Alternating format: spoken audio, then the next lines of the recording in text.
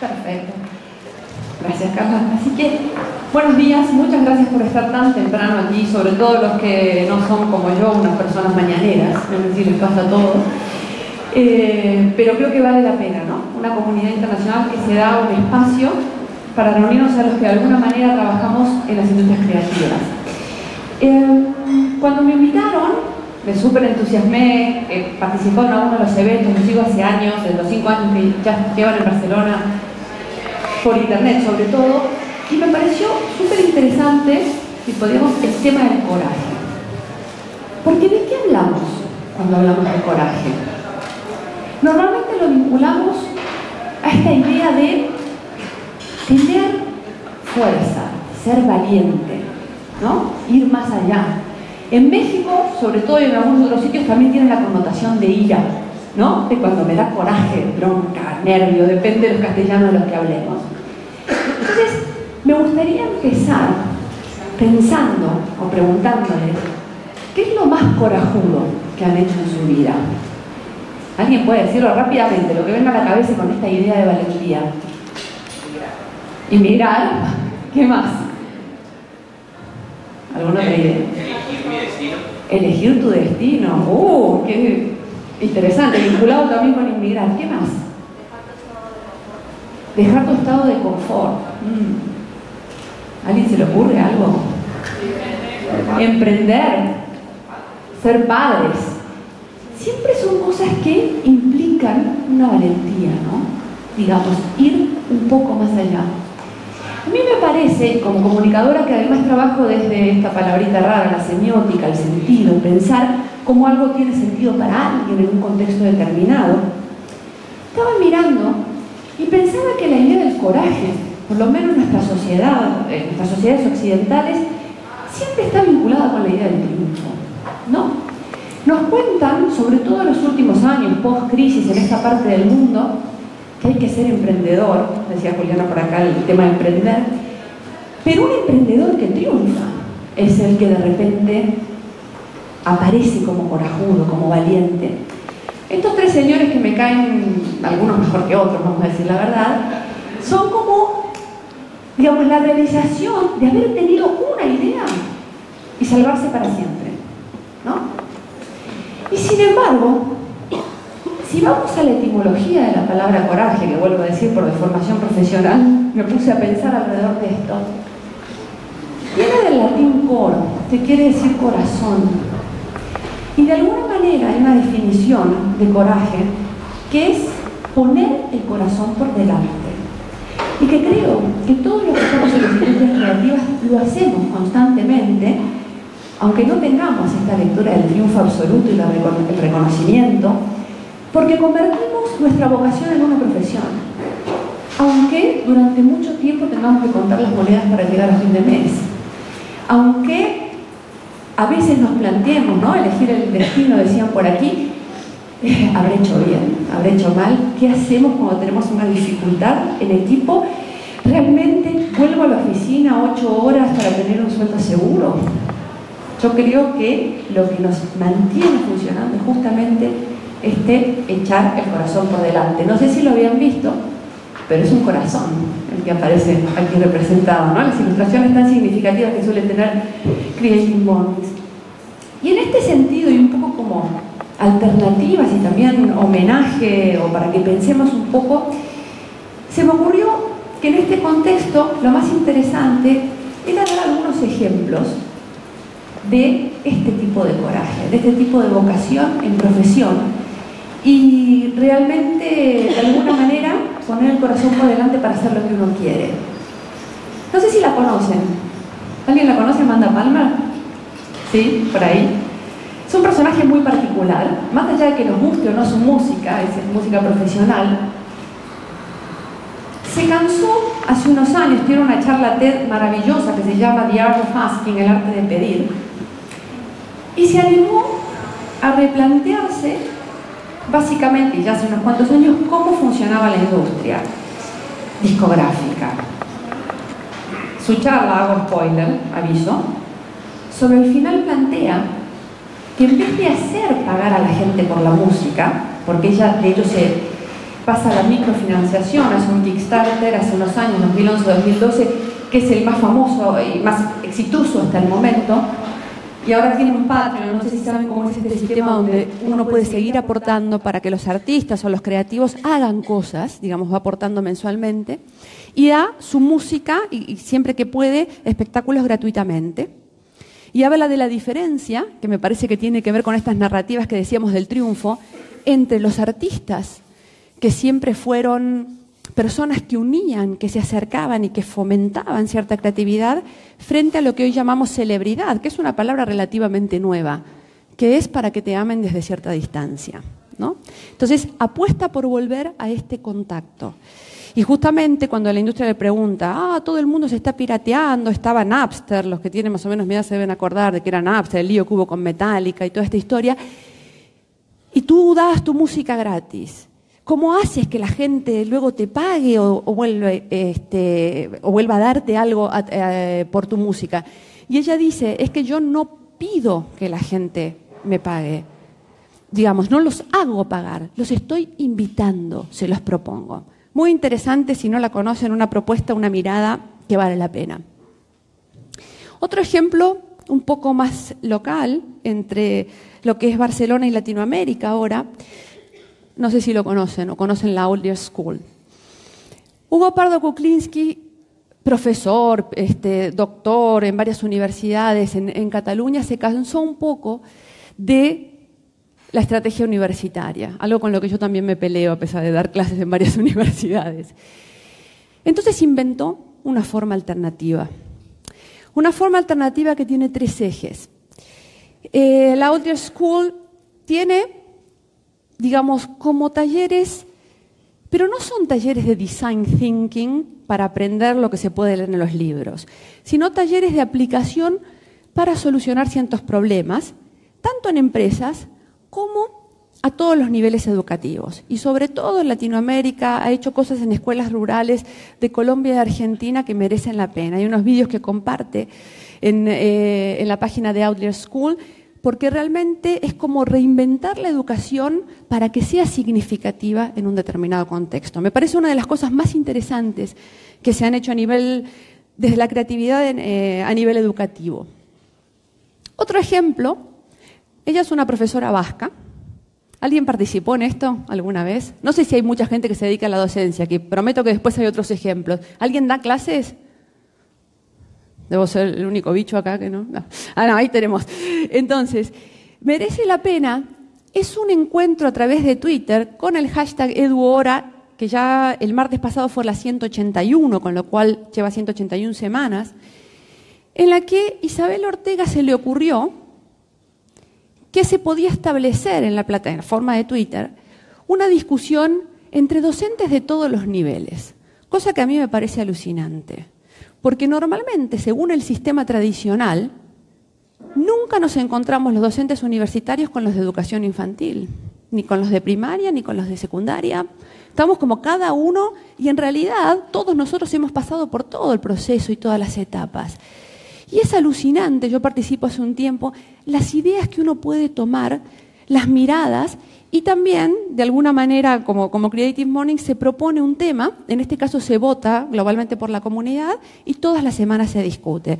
Es decir, esta idea transversal súper creativa de realmente tratar de que todos tenemos algo para decir y podemos comunicarnos, nos ocupemos de niños de 3 años o de jóvenes de 20 y pico. Y justamente creo que esto es un ejemplo de coraje, el de poner el corazón por delante. Más de una vez le preguntaron por qué los martes a las 10 de la noche, ¿no? Es un horario tarde, la semana. Dice que trabajo tanto que no llego antes los martes y los demás días no sé qué tengo, tiene otras cosas que hacer. Y sin embargo, esta idea del coraje en el, bueno, me juego por esto que me interesa y abrir el diálogo. Y digo, los que son docentes y los que no, también es lo pueden buscar el hashtag porque evidentemente quedan las charlas muy, muy interesantes. Es un ejemplo que me toca más de cerca, no sé si lo conocen. La revista Orsay revolucionó hace unos años lo que es el concepto de las publicaciones en castellano. Las hicieron en castellano porque los que compartimos este idioma somos más de 400 millones de personas en el mundo. Y surge cuando los blogs eran algo nuevo, en el 2004. En el 2004, Kasseri empieza a escribir un blog en el que cuenta su experiencia de vivir aquí y estar lejos de su lugar de origen. Es un argentino que fue a París a ganar un premio literario, se enamoró de una catalana y se vino a vivir a Barcelona. Nunca volvió, el vuelo de vuelta quedó ahí. Y empezó a escribir en un blog. Empezó a escribir en un blog historias que él, como decía unos cuantos años después, en el 2004-2005, a él le interesaba el intercambio como escritor, porque se estaba tratando de seguir buscando la vida como esto, con sus seguidores, una forma, digamos, inmediata, una nueva forma de comunicación. Pero él no estaba buscando crear comunidad, este concepto que tenemos ahora. Pero esto se fue dando. Se fue dando y entonces la industria lo fue a buscar y le propuso, publicaba en El País, publicaba, digamos, con Mondadori, con editoriales importantes aquí y en otros países. Pero un día se cansó, sobre todo porque yo no sé si saben, si alguien ha publicado libros, cuánto suele pagar la industria sobre el precio de tapa al autor. ¿Alguien sabe qué porcentaje se lleva el autor de un libro? El 8%, no estás tan lejos. Del 100%, el 8%. Con lo cual, contaba él una anécdota, de nuevo, tratando de ponerse adelante y sacar adelante lo que le interesaba como profesión, que él conocía un librero del pequeño pueblito donde venía, un pueblo de la provincia de Buenos Aires, en Argentina. Ese librero había vendido 700 libros de él. La editorial, a nivel nacional, le pagó por 800. Algo no estaba funcionando bien. En todo un país 800 y en un pueblito 700, algo pasaba. Entonces, se cansa de toda esta situación en un post de su blog, absolutamente, digamos, dice él literalmente que mandó a la mierda, con perdón de la expresión, a todas las editoriales y les propuso a sus seguidores sacar una revista literaria sin publicidad que iba a costar lo mismo que 15 diarios del Sábado en la región donde se publicara, con la mejor calidad posible, y que además la iba a regalar en PDF para los que no pudieran pagarlo. Parece algo absolutamente delirante. Las empresas te dirían esto no. Vendió más de 10.000 ejemplares del primer número y los que lo compramos no sabíamos de qué se iba a tratar. Proyecto que duró 3 años y que dio nacimiento a toda una historia editorial, incluida segunda etapa de la revista y cosas que hace. De nuevo, esta idea de coraje como poner el corazón por delante y llevar adelante el sueño, aunque las condiciones parezcan un poco adversas. También interesante para ver. Este es uno de mis ejemplos favoritos, que tiene que ver un poco con Creative Mornings. Es un nombre un poco delirante, ¿no? Yo les decía esta palabrita de la semiótica, del sentido. Resulta, hablaban de encontrar su propio destino, de inmigrar. A mí me costó bastante ir encontrando en el mundo el tipo de gente con la que me siento cómoda. Este es un lugar que sigo virtualmente también. Más de una vez, creo que le debe haber pasado a más de uno aquí, nos sentimos un poco fuera de contexto, ¿no? Digamos, cuando uno tiene ciertas ideas creativas o este tipo de cosas. Y resulta que a raíz de un trabajo que estaba haciendo de estudios de tendencias de la semiótica, que es lo que hago con mi socia Jimena Tobi, vi que Chris, que a pesar de su aspecto caribeño es un señor inglés, su mamá es de Trinidad y Tobago, pero él es un Londoner total, abre la boca y parece de los cursos de inglés, había inaugurado en el LinkedIn, sí, hace unos años, en el perfil profesional, un grupo que se llamaba Semiotic Thinking Group.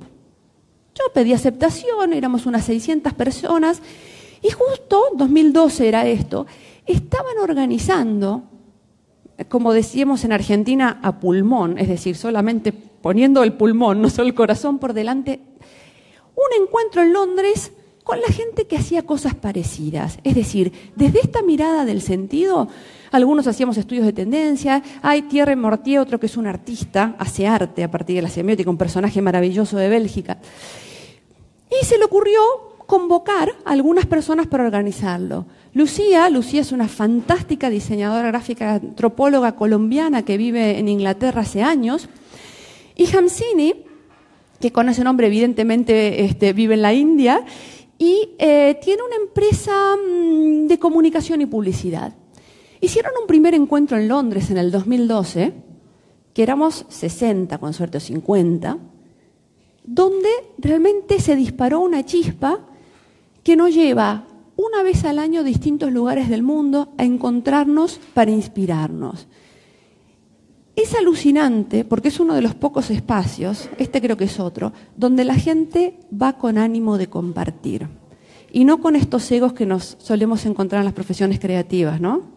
Digamos, esta idea de que no les ha pasado de tener que ir a una reunión y pensar qué se van a poner, si el pelo está bien, este tipo de cosas que a lo mejor no tendrían que ser tan así, porque uno va a vivir de sus ideas o va a plantearse estas ideas.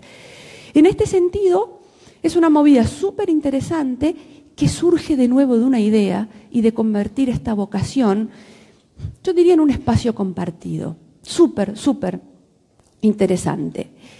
Y hay, antes de dar las gracias aquí, otra cosa que también les quería comentar con respecto a esta idea de poner el corazón por delante más allá del triunfo, porque todos estos casos realmente son casos de coraje en este sentido. Y no son de los más conocidos. A los 3 primeros los conocíamos todos, al resto no necesariamente.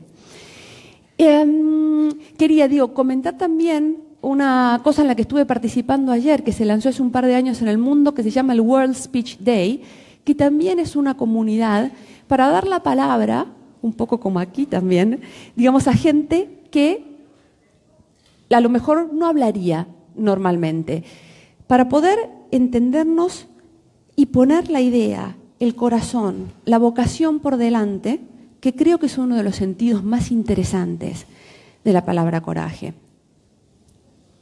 Después de pensar en este sentido, ¿qué dirían que es lo más corajudo que han hecho? ¿Quién se anima?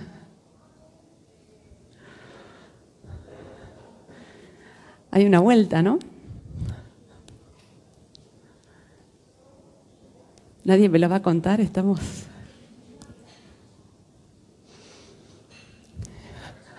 Fracasar.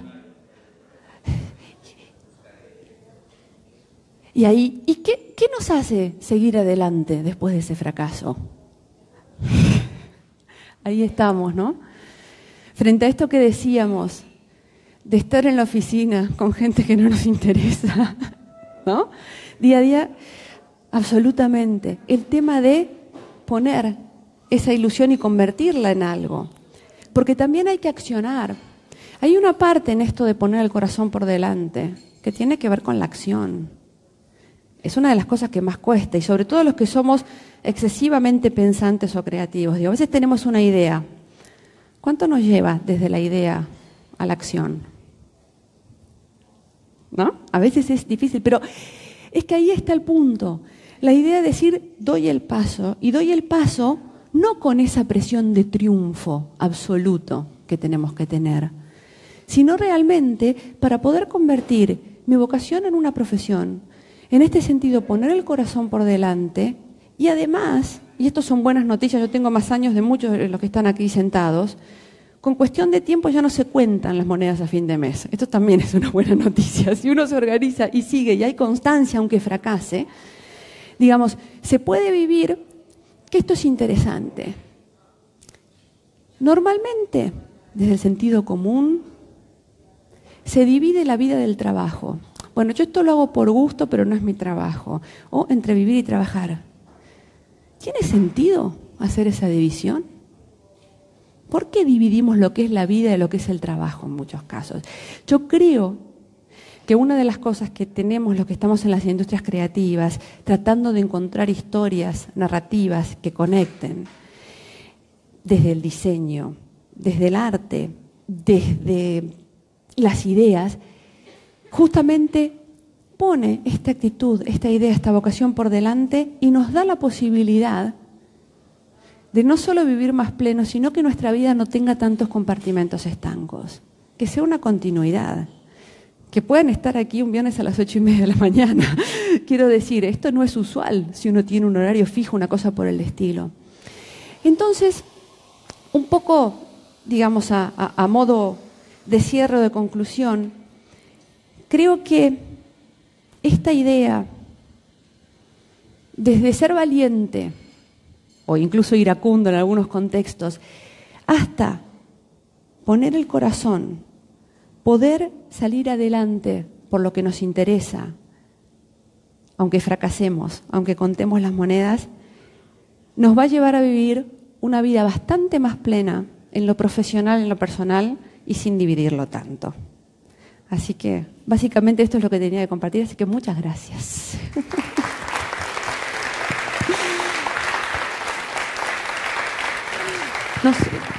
No sé cómo seguimos, preguntas, si alguien quiere. Vale, porque la idea era hacer un poco un diálogo y un disparador. Hay caras que se quedaron pensando, no sé si alguien quiere comentar, compartir alguna cosa. ¿Perdón? ¿Qué he hecho yo lo más corajudo? Yo creo que animarme a vivir como me da la gana, básicamente. E integrar esto del... No sé si les ha pasado, en algunos países es mucho más complejo que aquí, por ejemplo, tener que trabajar en comunicación o en industrias creativas. Implica un montón de cosas que en Europa son más libres. No sé, tenemos latinoamericanos por aquí también, ¿no? Digamos, incluso para las... también supongo que para los chicos, pero para las mujeres hasta implica algo desde lo físico o desde cierta estética que yo seguramente no coincidía ni me interesaba, ¿no? Pero básicamente no por tener un triunfo, sino porque me interesaba esto. Se quedaron pensando, ¿nadie más va a decir o compartir o...?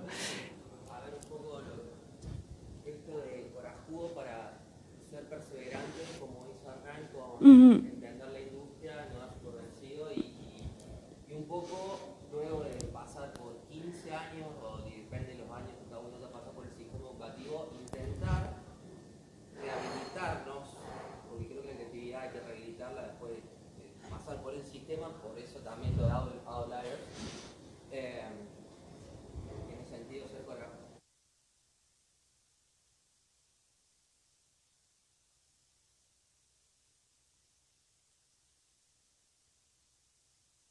Hola, ahora sí. Ser corajudos en el sentido de rehabilitarnos, porque creo que la creatividad, si algo que tiene, es conecta. Ahora se habla de interdisciplina en todos lados, en las palabras, en los hechos cuesta todavía, pero creo que la creatividad como concepto es unificador. Entonces, si pasamos por 15 años un sistema que nos pone en una cosa matemática, en otra cosa geografía y así, que nos desconecta, después creo que es nuestro deber y responsabilidad rehabilitarnos en ese sentido para después, bueno, poder llevar la lucha que es ser los que querramos ser, vivir desde el ser. Me parece que ahí está el coraje. Yo lo entiendo así. Intento y me siento reidentificado con todos los conceptos. Pero bueno, creo que esa es la lucha primordial. A ver quiénes somos y vivir desde fiel a uno. No sé, es compartir eso. Lo que decías recién, que creo que tiene que ver con la flexibilidad, ¿no? Frente a esta idea de dividir, como decías, sí, matemáticas, geografía, que nos programan de esta manera, sí, ¿no? Sí, tener la capacidad de ser flexible y que cambiar no está mal. Cambiar, y si tengo una idea y aprendo otra mirada, dar el paso y decir, esto es lo que yo creo, y no es la única lectura posible, ni la única versión posible. Lo que es válido a ti a lo mejor no lo es para mí, y sin embargo las dos versiones son válidas. A partir de vivir, y el mundo da oportunidades si uno está atento, sí, ¿no? Sí, pero, sí, tal cual. Pero a veces nos cuesta, ¿no? Con esta cosa rígida. Sí. Interesante. ¿Están de acuerdo? Decían que sí, por ahí. ¿Querías decir algo?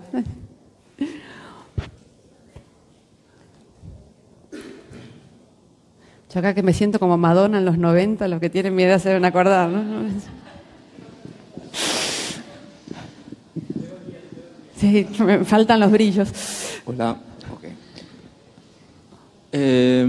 Stavo pensando, ¿cómo individuamos en qué parte del coraje de nosotros viene? En el sentido, ¿en qué parte de nuestro IOS se reconoce que este coraje. Y si esta es es positivo coraje, o si pasamos en una dualidad de un coraje. Yo creo que puedo darte mi versión o una pregunta más que una respuesta absoluta de esto.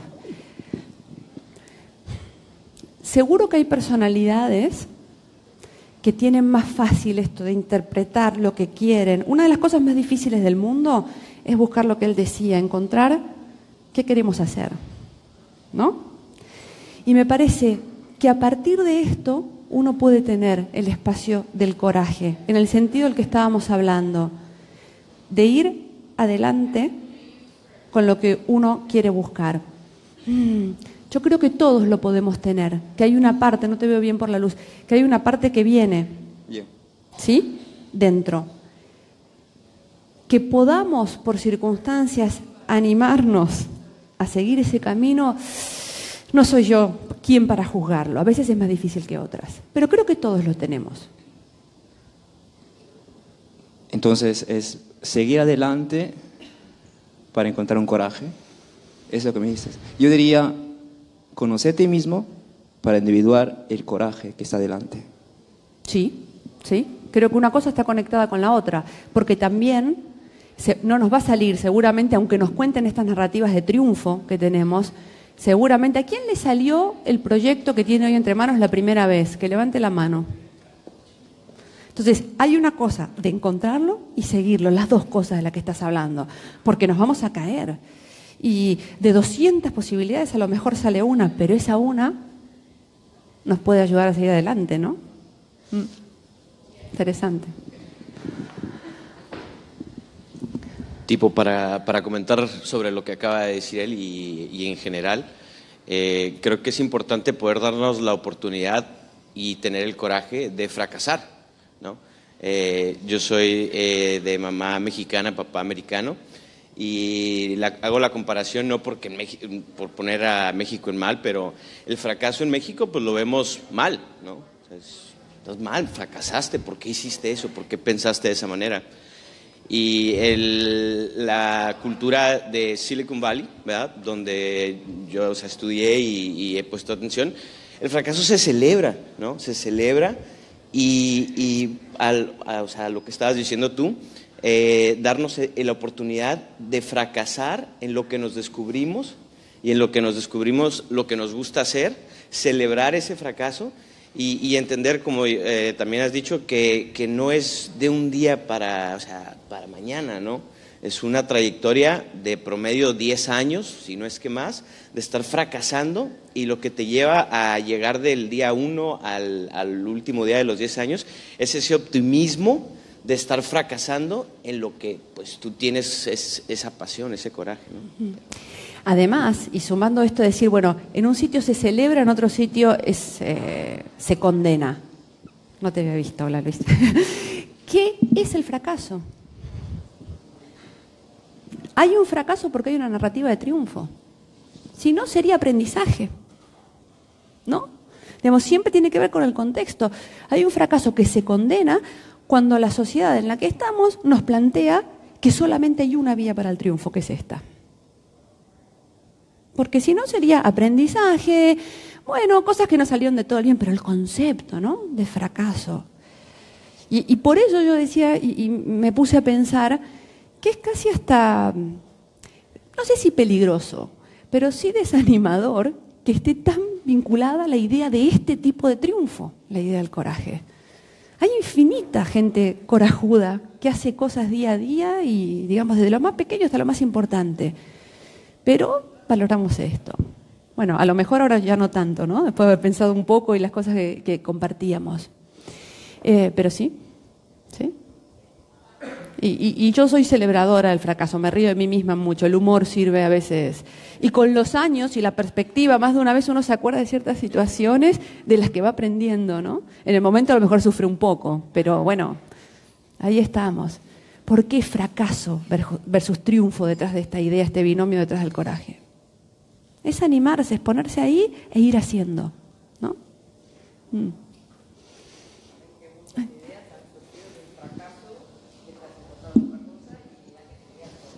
Por eso digo que el fracaso en realidad es un proceso de aprendizaje. Si uno lo mira y lo toma como parte del asunto. El problema es la narrativa que tenemos instalada. Bueno, no, ahorita que lo mencionas, es simplemente de cómo en la sociedad vemos el triunfo, el fracaso y motivamos el coraje. Porque muchas veces tienes a una persona enfrente tuyo que tú dices, dale, dale, dale, y esta persona no lo hace.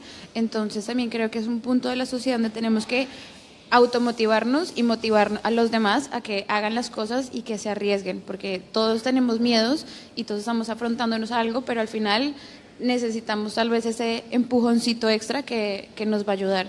Y es esto, de celebrar el fracaso. O sea, cosas de, bueno, fallaste, no importa, la próxima vez seguramente te va a ir mejor, ya aprendiste, lo vas a hacer muchísimo mejor. Entonces, también creo que poco a poco un poquito de cambio de chip socialmente, porque al final nosotros no celebramos nuestro fracaso, pero también tenemos que apoyar a los demás, subirlos. Yo creo ahí, con Laura trabajamos dando clases juntas, por eso, pero digamos que los que estamos en el sistema educativo, desde el inicio hasta el final, por eso traía el ejemplo, ¿no?, de la Eduhora, que me parece, encuentro y vuelvo para atrás, no, porque lo tengo al revés,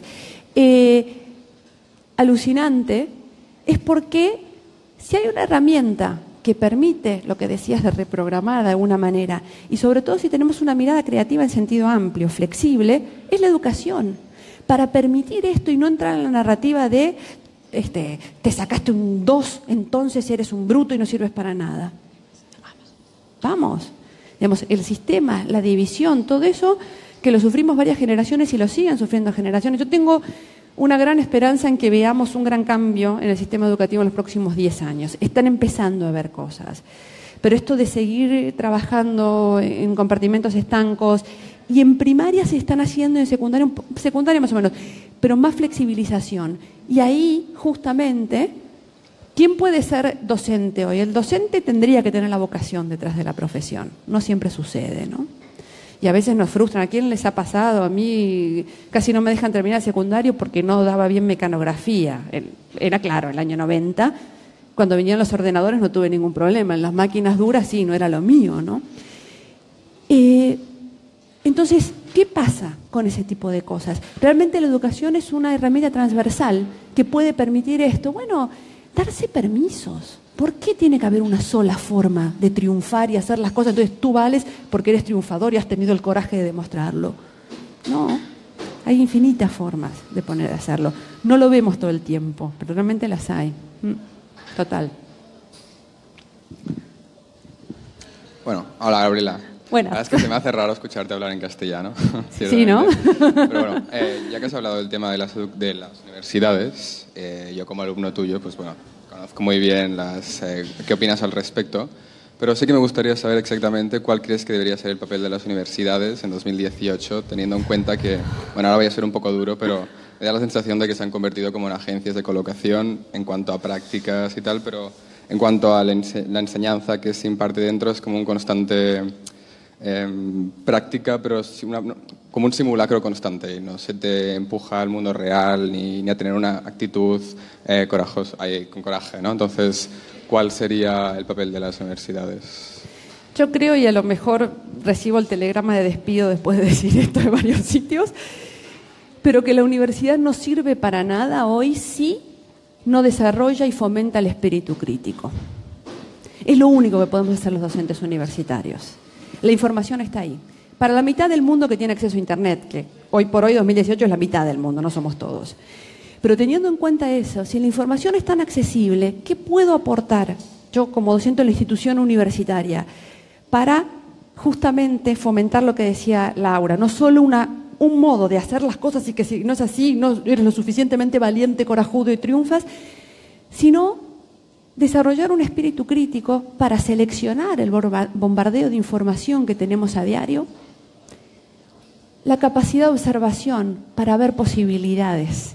Porque ¿no les ha pasado a todos que han tenido que transformar 1000 veces aquello que estudiaron? Imagínense, yo terminé la facultad en el 98 y la historia de los medios tenía un correo electrónico y era el futuro. Claro. Imagínense si le contara a ellos en la clase, bueno, resulta, tengo una cuenta en Snapchat para saber cómo es, evidentemente no es mi medio, ¿no? Pero el punto es, el tener que transformarse tiene que ver con esta capacidad crítica y con seguir eligiendo lo que quiero hacer, ¿no? Esto que hablábamos de la vocación y el corazón. Y hace falta esto. Y yo creo que si la facultad o las universidades no aportan eso, pocos papeles tienen hoy. Pero bueno, es mi opinión, no sé.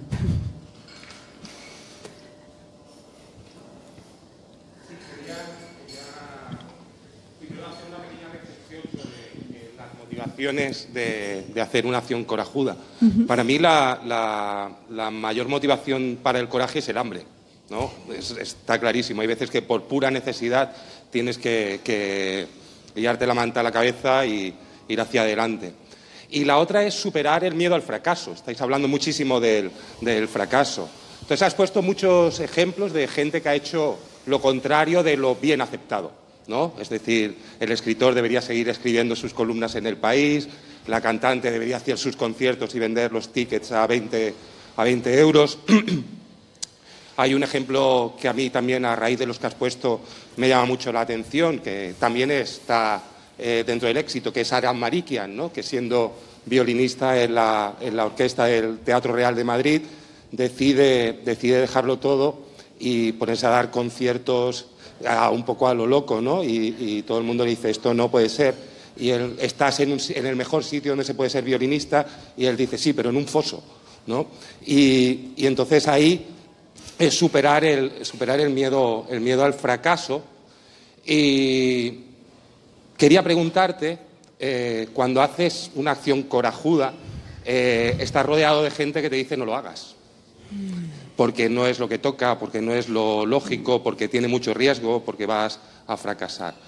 Si pienso en mí mismo, la acción más corajuda, tuve que cerrar los oídos de toda la gente que me estaba diciendo que no lo hiciera, ¿no? Y que, bueno, os la cuento, que fue en octubre del año pasado, dejaré el trabajo en un puesto directivo con un salario excepcional para dedicarme a mí y a mis hijos, y ya encontraré otro trabajo. Por suerte, sin tener que contar las monedas, ¿no? Por eso, pero todo el mundo me decía, ¿qué haces? ¿Estás loco? ¿Qué estás haciendo? ¿Qué punto de locura o de nadar contracorriente tiene el coraje? Yo creo que volvemos a lo que veíamos indicado aquí, el tema del corazón por delante.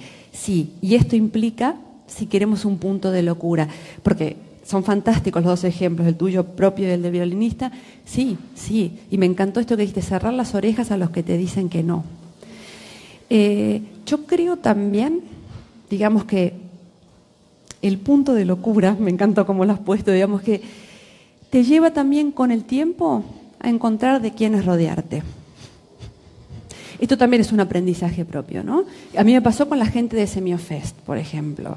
Yo fui a ver qué tal, y esta me llamó la atención en un sector donde priman los egos, los sueldos altos y la gente, uno se sienta con gente que hace 25 años que se dedica a lo que uno ha empezado hace relativamente menos tiempo, y te hablan de igual a igual y se comparte. Entonces, creo que este punto de locura y este esfuerzo que de fondo tiene la narrativa del triunfo versus el fracaso, frente a ser corajudo, me parece que el cerrar los oídos e ir encontrando a la gente a la que rodearte te hace la vida más fácil, y seguro que estás más tranquilo ahora, ¿no? Bueno, solo con el miedo de encontrarme en algún momento a los que me dijeron que no y me digan, te lo dije. Cerrarás los oídos en ese momento también. Claro. Sí.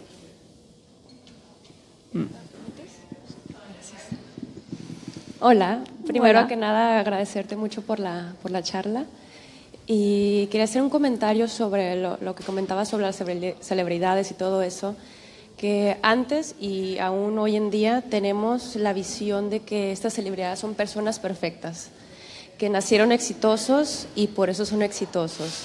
Y yo creo que apenas se está abriendo los ojos a una comunidad un poco más humana, en la que se muestra que realmente estas personas que son exitosas, igual y son las que fracasaron más.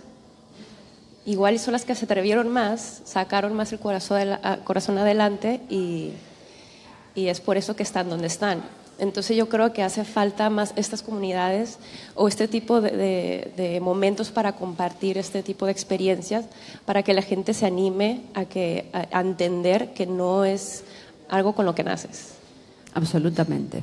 Se hace. Se hace y que es Estamos de humano acuerdo. y que todos se han equivocado y, como comentaban atrás, pues dar ese empujoncito entendiendo que todos los demás han pasado por este tipo de situaciones. Totalmente. Y fíjate un fenómeno relativamente reciente con respecto a esto de la perfección. Todos sabemos medianamente de qué hablamos cuando hablamos de influencers hoy, ¿no? Gente del lifestyle, de la moda sobre todo y de otras industrias, creativas, no creativas, que nos pintan su vida perfecta, sobre todo en Instagram, ¿no? Es notable que hace unos 6 a 8 meses atrás han empezado a abrir segundas cuentas. Segundas cuentas donde cuentan sus fracasos y su día a día. Esto, digamos, comunicacionalmente me llamó la atención. ¿Por qué? Porque hay una sensación, incluso con el fenómeno de las redes sociales, de buscar por lo menos cierto relato de honestidad. Y de cuéntame que no naciste en la cunita de oro y te sale todo fantástico. Pero me llamó la atención esto, porque de hecho la mayoría de lo que llamamos hoy influencers empezaron siendo gente como nosotros que supieron cómo manejar algo, pegaron, digamos, una idea, fueron planteando, las marcas lo llaman, todo esto que sabemos. Y sin embargo, y por trabajo conozco a varios, hay como un vacío o una cosa de narrativa excesivamente exitosa y de perfección. Y se abre, y no solamente, es un fenómeno occidental, porque se da en varios países, la segunda cuenta para volver a conectar con eso. Así que sí, hay una necesidad incluso de ciertos espacios de producción, no solamente de los que estamos siguiéndolos, ¿no? Que me pareció interesante. Sí. Cierto. No sé si nadie tiene, porque si no seguimos hablando. A mí me llaman a hablar y ya se habrán dado cuenta que cumplo el estereotipo y no tengo ningún problema.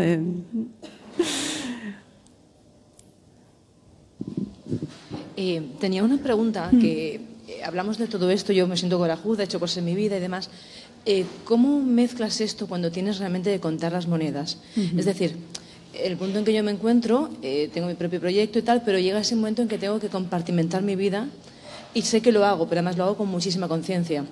Me busco un trabajo alimenticio que me permita mantener el coraje, pero creo que es una ecuación difícil. Es decir, ¿crees que la economía llega a matar el coraje, todo y que lo hayas desarrollado? Me explico, lo tienes, lo haces, pero creo el día a día, ese contar las monedas, bueno, supone un esfuerzo doble porque sigues con tu coraje, porque tampoco muere, pero tienes que dejarlo un poquito a un lado. Y yo siempre digo, la energía es el 100. O tienes el 100 para el coraje o tengo 70 para un trabajo alimenticio y el coraje lo mantengo como puedo. Esa ecuación me parece difícil de sostener. No sé, ¿eh? Como... Sí, no es fácil, no es fácil. Yo nunca fui tan pobre como el primer año que me vine a vivir a España, en mi vida. Es verdad, contaba las monedas literalmente, hace unos 15 años. Pero justamente, y no era fácil, y la pasé muy mal, pensando, aparte también con esta cosa de la narrativa del triunfo, era incapaz de pedir la ayuda a mi familia, ¿sí? O sea, estas cosas que también a lo mejor dificultan. Me voy a sentar, que si no, esto de estar tan arriba... Y sin embargo, con esta idea de decir, bueno, ¿cuál era mi ilusión? ¿Por qué había cruzado el océano cuando tenía trabajo, tenía gente del otro lado? Porque realmente me gustaba la posibilidad de ir un poco más allá y darme la oportunidad. No fue automático. Hubo unos cuantos periodos de contar las monedas. Pero aunque sea ese 30% o el 10%, a lo mejor en esa época, que podía poner yendo a espacios como estos, contactándome con gente. Yo siempre digo que Internet también me ayudó muchísimo, ¿no? Digamos, el tema de poder estar conectado, informarte, estar físicamente en Europa ayuda mucho, ¿no? Los que venimos de otros lados, las distancias son cortas, uno con residencia o pasaporte de aquí puede trabajar en distintos sitios. No es fácil, pero yo creo que es posible. Y lleva tiempo, como bien decían por aquí, no es una cosa automática. Y me acordaba por la expresión que usaste, Luis Buñuel decía que él hacía películas alimenticias también, ¿no? No sé, igual es muy... Yo lo veo así, es como... Y además es lo que tú has dicho antes, que me ha gustado mucho, que es una expresión que yo digo, es compartimentar. Porque creo que cuando estás en la vida que quieres no necesitas compartimentar. Entonces, en el momento en que compartimentas, necesitas de rodearte de muchas más cosas para compensar lo que no eres, donde no está tu corazón. Sí. Entonces, es difícil. Sí, es difícil, es difícil. Y yo he sufrido 4 años de mi vida trabajando con gente que era maravillosa, pero en un tipo de trabajo que no era para mí. Y fue el trabajo más alimentario que he hecho. Pero los segundos 2 años pude proyectar cómo quería irme de ahí y qué quería hacer. Me llevó 4 años entre que estuve y todo eso. Pero bueno, aquí estamos. Sí, ánimo, ¿qué te puedo decir? Poco a poco. Gracias.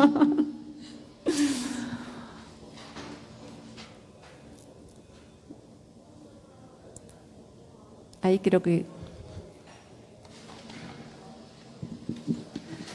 tiene mérito venir temprano, así que si tenemos charla, aprovechémosla, claro.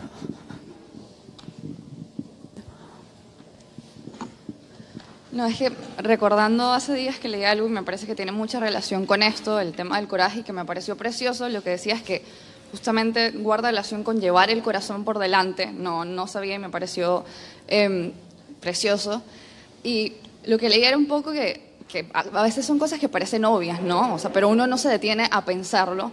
Es que en realidad, o sea, la única persona que vive tu vida los 7 días a la semana, las 24 horas del día, eres tú. Entonces, tienes toda esta presión de repente a veces del medio, ¿no? De la industria, de las personas que te rodean, pero no puedes hacer como que todo por complacer a ciertas personas o seguir un patrón que es lo que debería ser, ¿no? Que justamente es lo que mostrabas también, como cómo te sales de ese patrón, pero al final estás buscando es lo que realmente te mueve y cómo llevas eso que tienes dentro por delante. Entonces, absolutamente. Un amigo mío hace unos años, recién divorciado, destrozado, investigaba en la UOC, lo habían despedido, todo mal en esos momentos. Se encontró con una amiga que le dijo algo que tiene que ver con esto. Dice, tú todavía no sabes quién es la mujer de tu vida, pero sí sabes quién es el hombre de tu vida, eres tú. Bueno, ¿no? Esto es así, las 24 horas, los 7 días. Sí, y yo creo por ahí va a sonar un poco,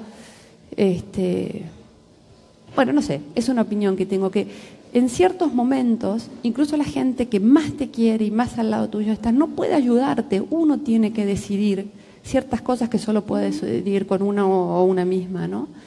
En ese sentido. Y sí, ahí tener el corazón por delante ayuda. Y no olvidarse, por más que sea el 10%, el 30%, lo que sea. Y eso es lo que te lleva a fracasar, a aprender. A mí me pasa también con respecto a yo nunca me sentí muy cómoda en esto de la narrativa del triunfo y el fracaso, ¿no? Creo que por eso también vivo tan lejos de donde nací, porque vi que había otras posibilidades. Y esta idea de tener que encajar y cerrar los oídos es algo que nos toca circunstancialmente. Digamos, uno puede aceptarlo o inventarse otra historia. ¿Cuesta? Sí. ¿Merece la pena? Sin duda. Lleva tiempo también.